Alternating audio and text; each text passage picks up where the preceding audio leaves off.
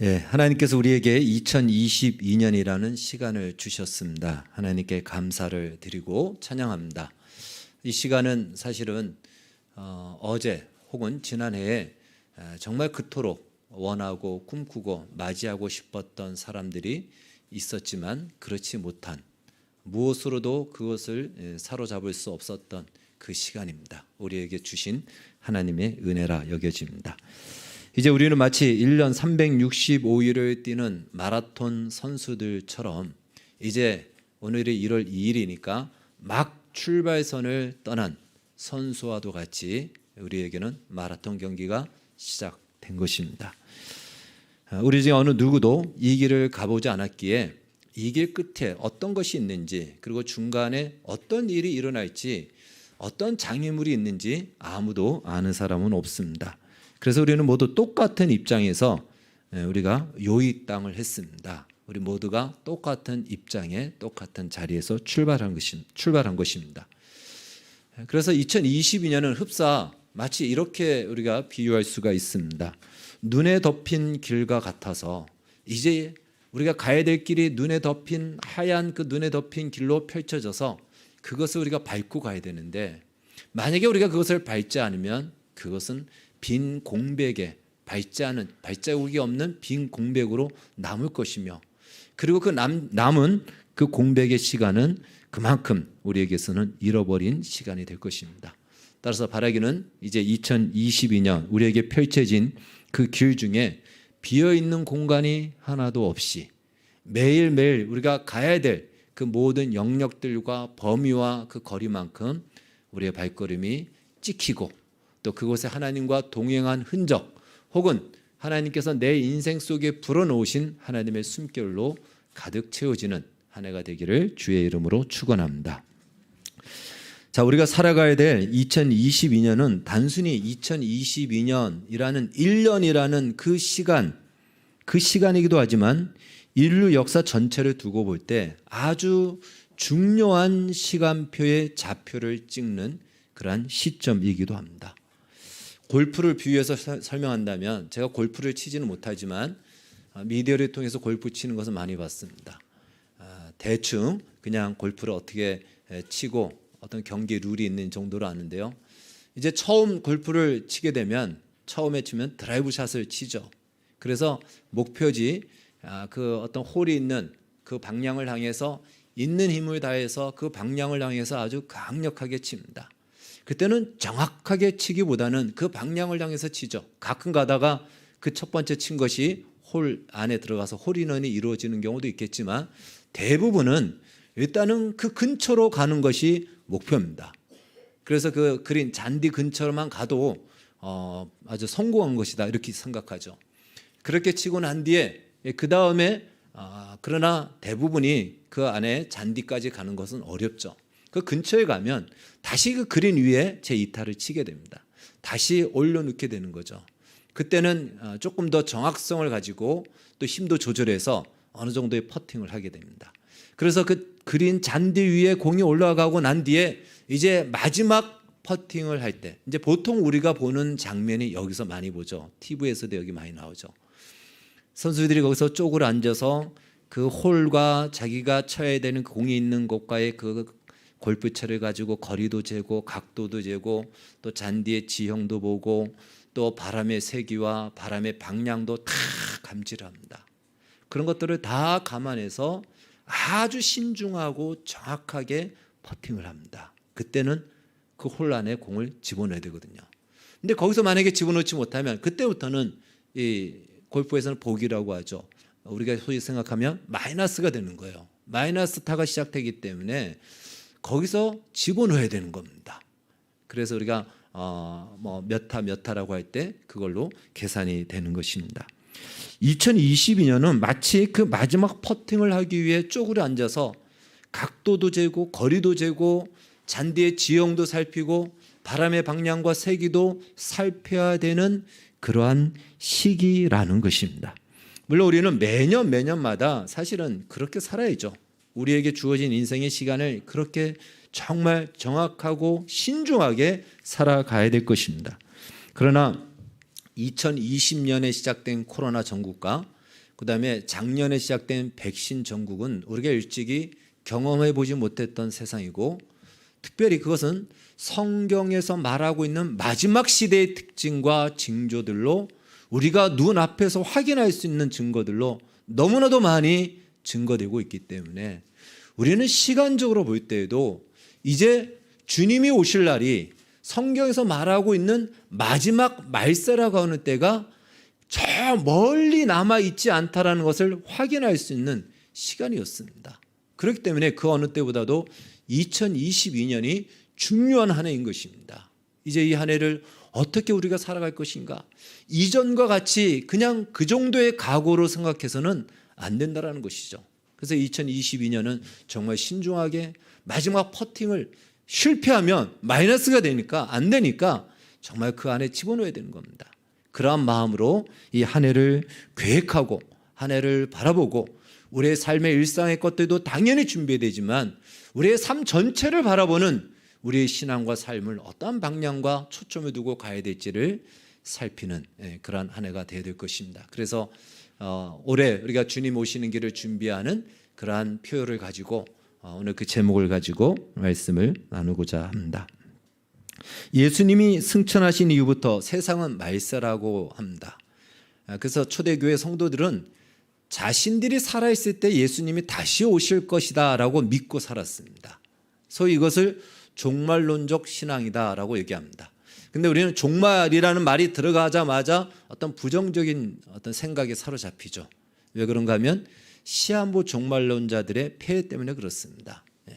그러나 예수님이 말씀하시기를 그날과 그 시는 하늘의 천사들도 아들도 모르고 오직 아버지만 아신다라고 예수님이 말씀하셨기 때문에 시한부 종말론자들은 분명히 잘못된 것입니다. 그러나 그들이 잘못되었다고 하여서 종말론적 신앙 자체도 우리가 무시한다면 마치 아기들을 목욕시키고 물을 버리면서 아기까지 버리는 서양 속담에 있는 말처럼 목욕물 버리다가 아기까지 버리게 된다라는 이러한 격이 되기 때문에 이러지는 말아야 된다라는 것입니다.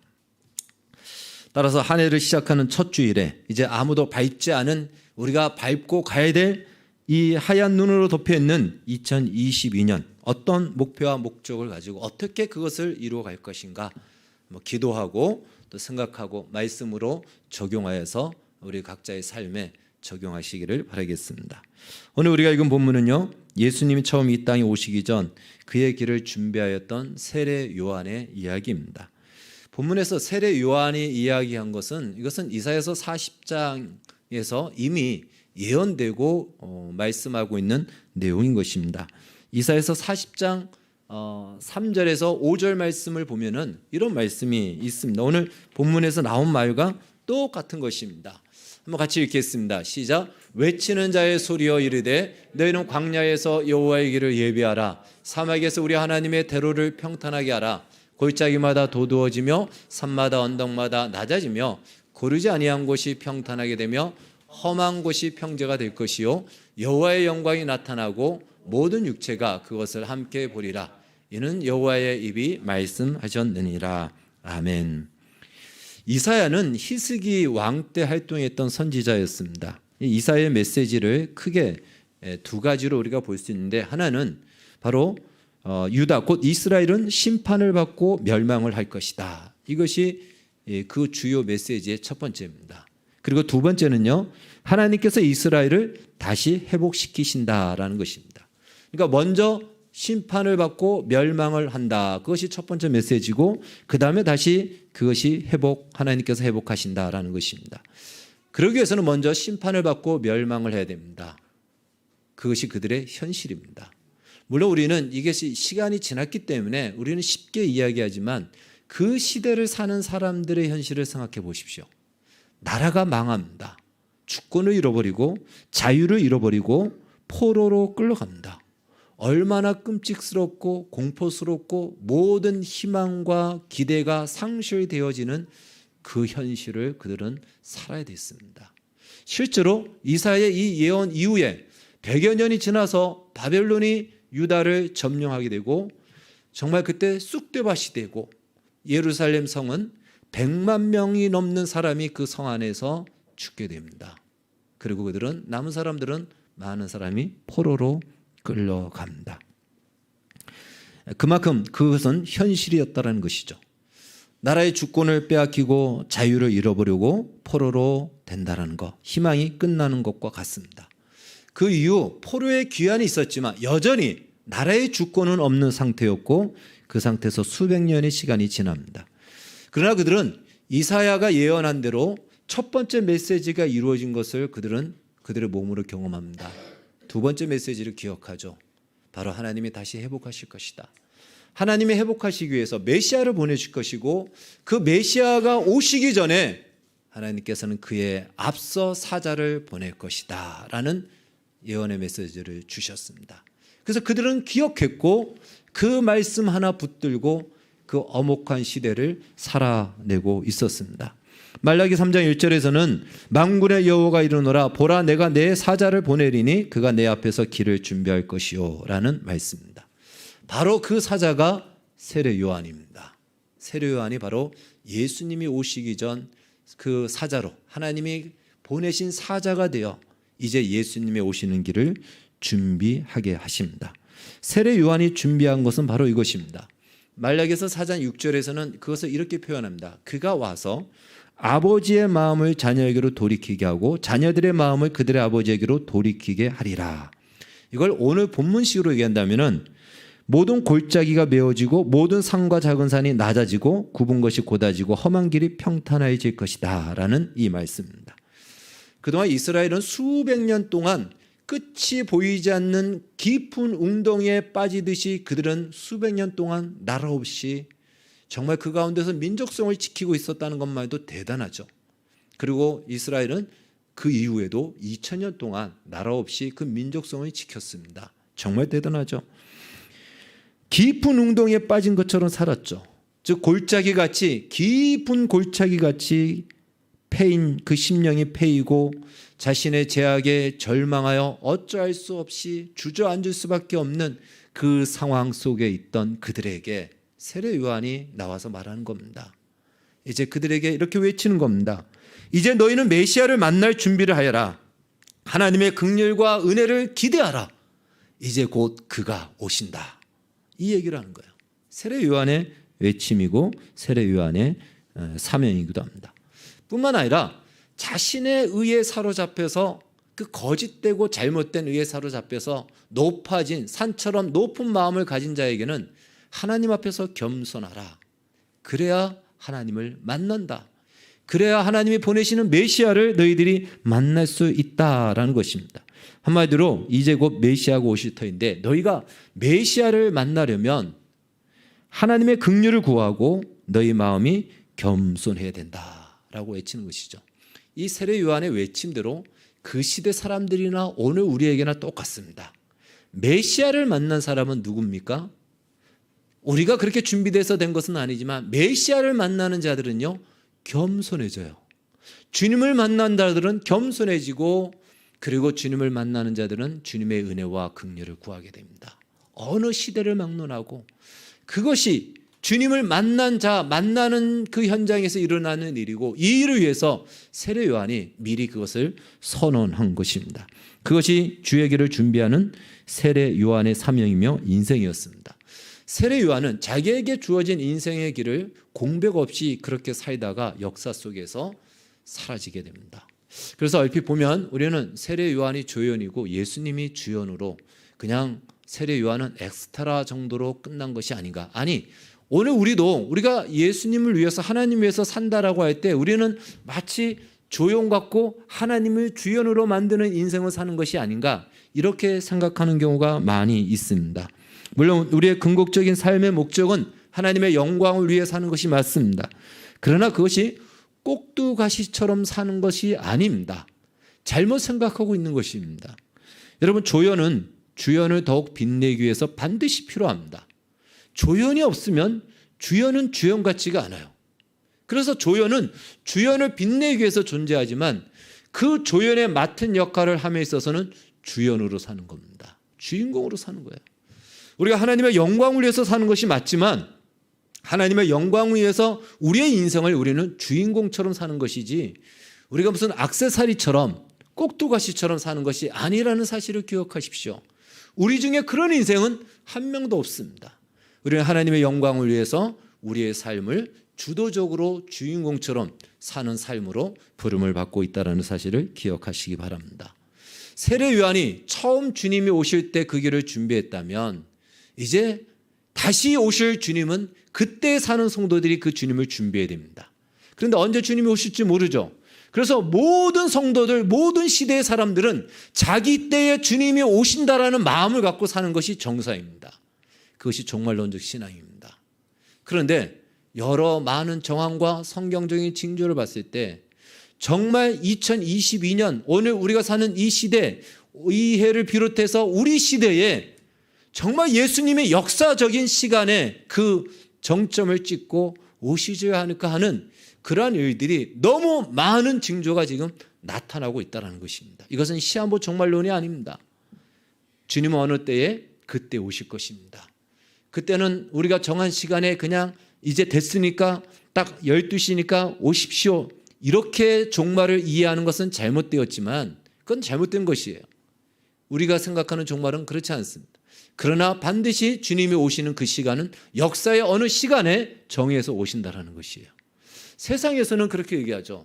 약속하면 그 약속된 시간까지는 내가 뭘 하든 안 하든 상관없이 약속의 장소의 시간에 나가면 되는 것이에요. 그러나 주님이 오시겠다고 하는 그 약속의 시간은 그렇게 시간이 되면 주님이 오시지 그것이 아니고요.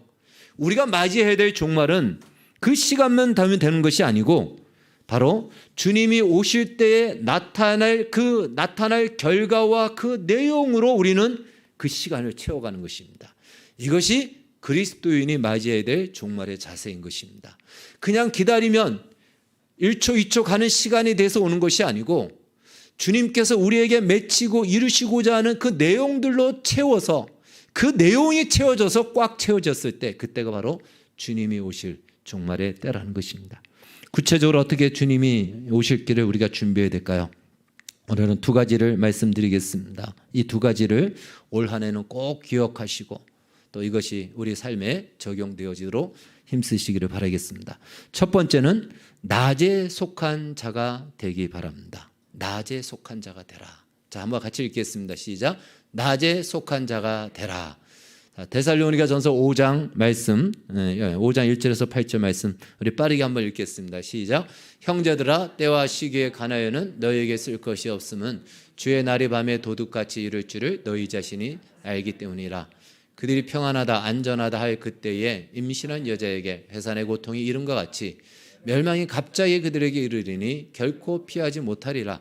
형제들아 너희는 어둠에 있지 아니하며 그날이 도둑같이 너희에게 임하지 못하리니 너희는 나와 빛의 아들이요 낮의 아들이라. 우리가 밤이나 어둠에 속하지 아니하나니 그러므로 우리는 다른 이들과 같이 자지 말고 오직 깨어 정신을 차릴지라. 아멘. 네. 자, 여기서는 주의 날을 밤에 도둑같이 온다라고 예수님이 그렇게 바울이 이렇게 비유를 해줬습니다. 밤에 도둑같이 임한다라는 뜻은요, 도둑이 올 줄을 전혀 몰랐다라는 이야기입니다. 그것이 바로 밤에 속한 자입니다. 반면에 낮에 속한 사람은 도둑이 올 줄 알고 있는 사람, 그 사람이 바로 낮에 속한 사람입니다. 쉽게 말해 도둑이 오는 것을 알고 있는 사람은 낮에 속한 사람이고 전혀 도둑이 올 거라고 생각하지도 않고 도둑이 있는지조차도 모르는 사람이 밤에 속한 사람이다라는 것입니다. 다른 말로 예수님이 다시 오신다라는 것을 알고 있는 사람이 낮에 속한 사람이고 예수님이 다시 오신다라는 거 아니 예수님이 있는지조차도 모르는 사람이 밤에 속한 사람입니다. 정상적인 그리스도인이라면 낮에 속한 사람일 것입니다. 여기까지는 아무런 문제가 없습니다. 단순합니다.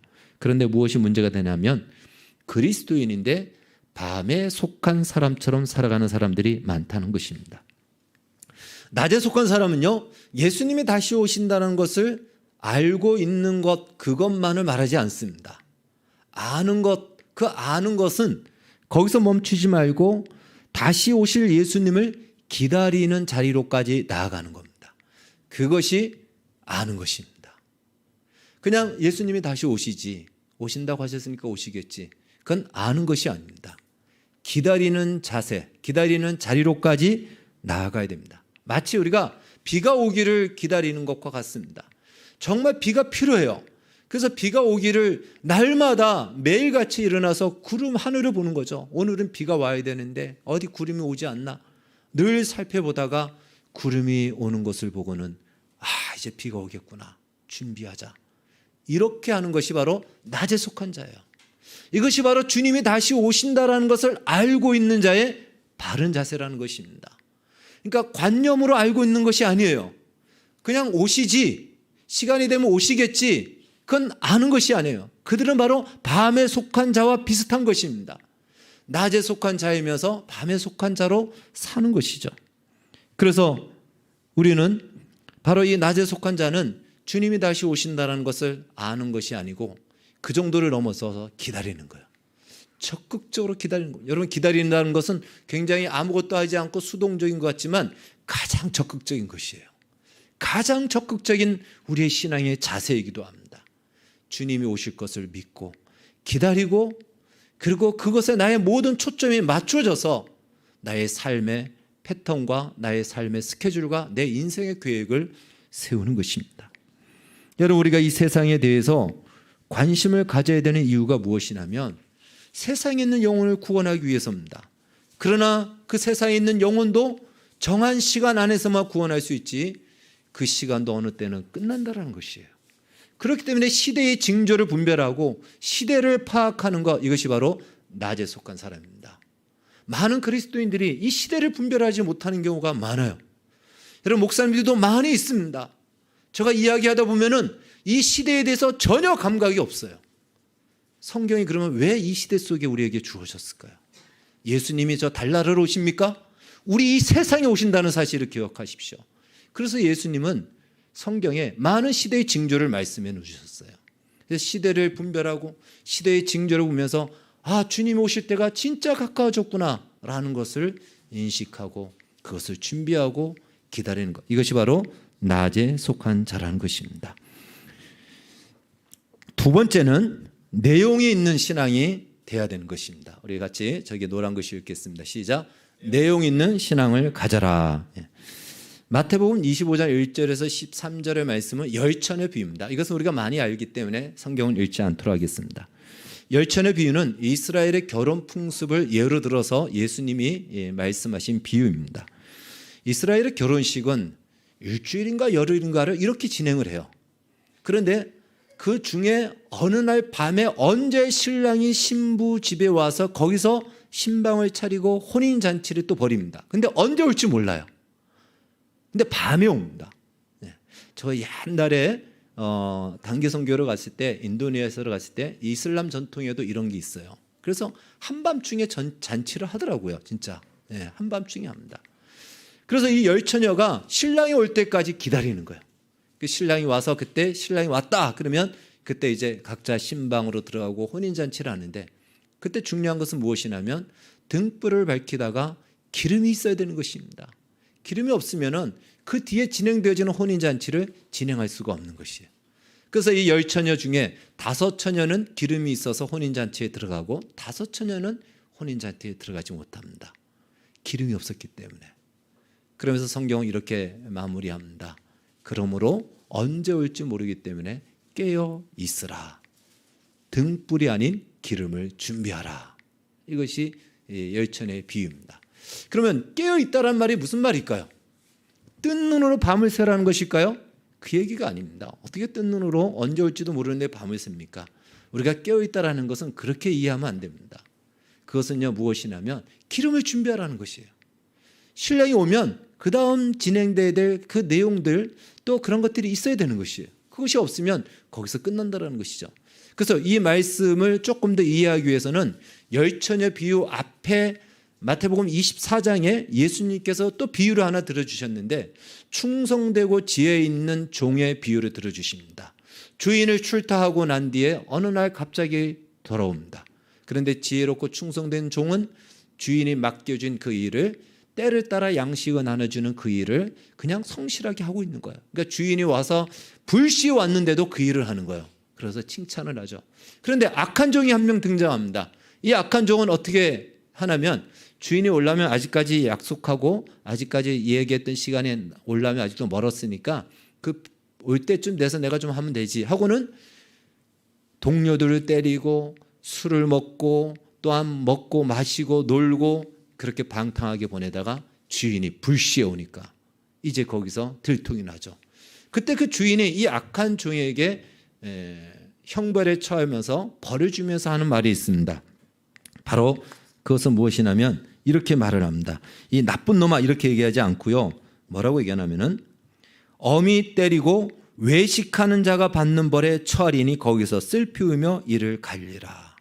그러니까 여기서 주인이 악한 종을 어떻게 평가했냐면 외식하는 종이다라고 이렇게 평가했다라는 것입니다. 외식이란 겉다르고 속다른 것이 외식이죠. 예, 위선이다 이렇게 얘기합니다. 겉은 번지를 하는데 속은 빈 껍데기라는 것입니다. 그러니까 이 열처녀 비유와 똑같아요. 거기서도 깨어있으라. 언제 주인이 올지 모르니까 깨어있으라는 것이에요. 똑같은 말씀입니다. 이 비유의 핵심은 주인이 언제 올지 모르기 때문에 깨어있으라라는 것이에요. 깨어있으라는 것은 잠을 자지 말라 이 얘기가 아닙니다. 내용은 없고 겉으로만 치장한 신앙, 겉으로만 치장되어 있지 말라는 것이에요. 기름은 없고 등만 가지고 있지 말라는 것입니다. 내용은 없고 종의 모습으로만 있지 말라는 것입니다. 우리가 예수 그리스도를 믿는 모양은 있는데 예수 그리스도의 인격과 그 가치와 그 믿음이 우리 안에서 찾아볼 수 없다면 그것은 외식이죠. 오늘 성경은 얘기합니다. 등불은 기름이 없으면 불을 켤 수가 없습니다. 이것은 마치 요한복음 15장에서 예수님께서 나는 포도나무여 너희는 가지니 라고 하는 것과 똑같습니다. 가지가 나무에 붙어 있어야 열매를 맺습니다. 그리고 가지가 나무에 붙어 있으면 그 가지를 향해서도 포도나무라고 이야기합니다. 물론 가지와 나무의 줄기는 분리가 되어 다르죠. 이 줄기는 예수님이고 우리는 가지죠. 그런데 붙어 있으면 가지도 포도나무라고 얘기합니다. 다른 말로 하나라는 것이에요. 그러나 잘라진 가지는 그 가지라고 얘기하지 그것을 보고 나무라고는 얘기하지 않는다라는 거예요. 바로 그것을 얘기합니다. 기름은 무엇이죠? 많은 분들이 성령으로도 얘기하지만 구체적으로 명목적으로는 바로 예수 그리스도로 얘기합니다. 예수 그리스도로 준비되지 않으면 분리되어 있는 거예요. 그는 끊어져 있는 겁니다. 가지는 가지인데 이것은 그냥 모양만 가지고 있는 거예요. 내용이 없는 가지가 될 수 있다는 것입니다. 기독교 신앙을 가지고 있지만 엄밀한 의미에서 기독교 신앙이라고 말할 수 없다는 것이죠. 그러니까 우리가 다시 오는 주님의 그 길을 준비한다라는 것은요. 물론 우리가 주님을 위해서 살아가고 주님을 위해서 무엇을 한다라는 것도 당연히 그 길을 준비하는 것입니다. 그러나 우리 자신이 준비가 돼야 돼요. 우리 자신이 먼저 준비가 돼야 됩니다. 오늘 말씀처럼 바로 성경에서 우리에게 가르쳐주고 있는 이것처럼 주님이 오시면 채워져 있는 주님께서 찾으실 때에 찾을 것이 있는 주님의 것이라고 말할 수 있는 우리의 신앙과 삶이 내용으로 있어야 된다는 것이죠. 그래서 언제 오더라도 그래 나와 하나야. 내 것이 저 안에 있잖아. 내 것이 저를 통해서 저 사람을 통해서 지금 나타나고 있잖아. 나하고 연결이 되어 있고 하나야라고 할 수 있는 바로 그것이라는 것이죠. 더군다나 우리가 사는 이 시대는 시간적으로 주님 오실 때가 가까웠다라는 많은 징조가 나타나고 있습니다. 여러분 정말 가까웠습니다. 네. 어느 시간만큼이라고 말할 수 없지만 성경에서 말하고 있는 그 마지막 시대의 징조가 지금 펼쳐지고 진행되고 있다는 사실을 우리는 인식해야 됩니다. 기억해야 됩니다. 그렇기 때문에 정말 깨어 있어야 됩니다. 물론 우리가 현실을 살아가는 것만으로도 우리는 만만치 않습니다. 너무 힘듭니다. 그러나 세상은 갈수록 더 그렇게 갈 것입니다. 그래서 우리에게 핑계거리를 주는 거예요. 이렇게 살기 힘든데 어떻게 영적으로 우리가 깨어있고 신앙으로 깨어있을 수 있단 말이냐라는 핑계거리를 만들게 합니다. 그러나 기억하십시오. 우리에게 주어진 인생의 시간들은 우리가 신앙으로 반응하지 않으면 그 길은 그냥 공백의 길로 남아있다는 것이에요. 그 길은 남아있을 뿐더러 시간이 지나면 사라지게 됩니다. 그래서 우리가 주님 나라에 갔을 때 정말 우리가 믿음으로 살아간 발자국, 어쩌면 그 숫자 혹은 그 길이가 어떤 사람은 1m일 수도 있고 1km일 수도 있고 100km일 수도 있는 것입니다. 그것으로 우리의 삶은 평가가 될 것입니다. 지금은 역사의 시간적으로 볼 때도 정말 깨어 있어야 될 시간입니다. 낮에 속한 자가 되십시오. 낮에 속한 자가 되십시오. 시대를 분별하고 기다리는 자리로까지 나아가시기 바랍니다. 그냥 아는 것으로 관념으로 멈추지 마시고 적극적으로 그분이 오실 것을 기대하고 기다리는 마음으로 우리가 살아온다면 절망 속에서도 우리는 용기와 희망을 얻을 수 있고, 그분이 오시고 주님이 오신다면 물론 이것이 우리 현실을 도피하는 그런 측면으로 이야기하는 것이 아니에요. 그분이 오셔서 찾을 것이 있잖아요. 그렇기 때문에 우리는 우리의 삶에 충성스럽게 살아야 되고 우리의 삶을 값지게 살아야 됩니다. 그분이 오셔서 찾을 것이 있어야 되고 내보일 것이 있어야 되고, 주님이 우리에게 내가 준 것을 내가 다시 찾겠다라고 하시기 때문에 그것이 기독교 신앙의 가치가 우리를 통해서 나타나야 될 것입니다. 뿐만 아니라 외식하는 신앙에서 이제 벗어나서 내용이 있는 신앙, 주님의 말씀이 내 삶에 심어진 신앙으로 주의 길을 준비하십시오.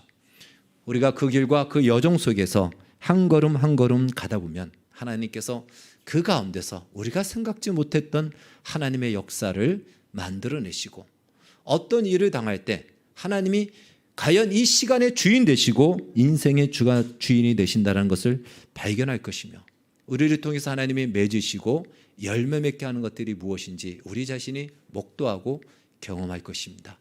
2022년 한 해를 가면서 바로 이러한 열매들이 많이 맺혀지고 비어진 공백이 없이 하나님의 숨결이 가득 채워진 복된 한 해가 되기를 주의 이름으로 축원합니다.